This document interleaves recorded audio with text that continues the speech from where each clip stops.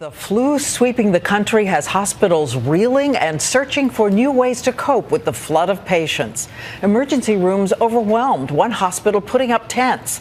At another, doctors have been ordered to wear masks. And one major American city has declared this a public health emergency.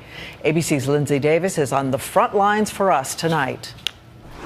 In Boston today, the mayor sounded the alarm. Today, I am declaring a public health emergency in the city of Boston. At Mass General Hospital, there are now 24-hour waits to be admitted.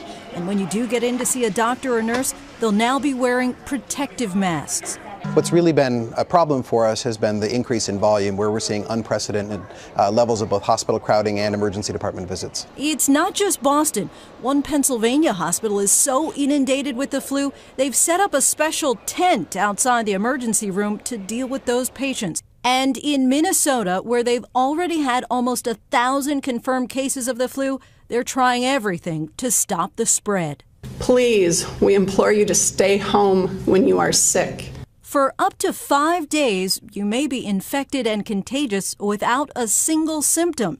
On day one of your symptoms, the very first sign, your fever will spike as high as 104, even 106 degrees. Severe headache and muscle pains, too. I was feeling dizzy still, and I couldn't breathe even more.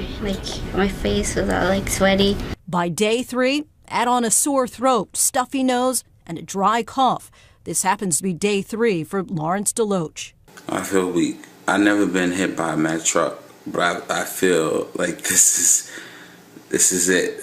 By day 7, you're likely no longer contagious, but symptoms can persist, especially fatigue and coughing. Both can last for weeks. Yes, weeks. That's where things stand at the Petrocelli house, now entering their second week of sickness, despite their 9- and 12-year-old daughters both getting flu shots. We've all moved on to the upper respiratory, which is a lot of coughing and a lot of tissues. It hasn't been fun. It feels like every day it's just getting worse.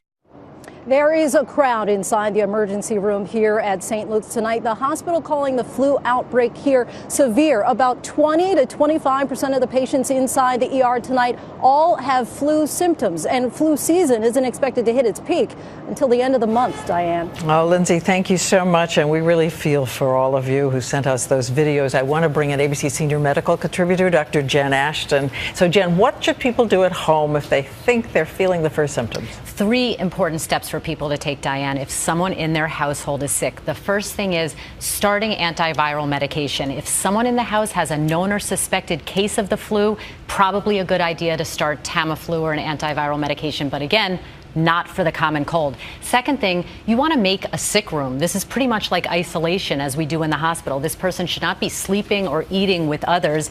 Remember, this flu virus can be transmitted up to 6 feet away, so you really want to keep that person separate. And lastly, disinfect. Wipe off those surfaces, and guess what, Diane? The flu virus really does not like humidity and sunlight. So you want to open up those blinds, boost the humidity if possible, turn up the temperature. Research has shown that that can actually deactivate the flu virus. Let the sun shine Absolutely. in if you can. Thank you so much.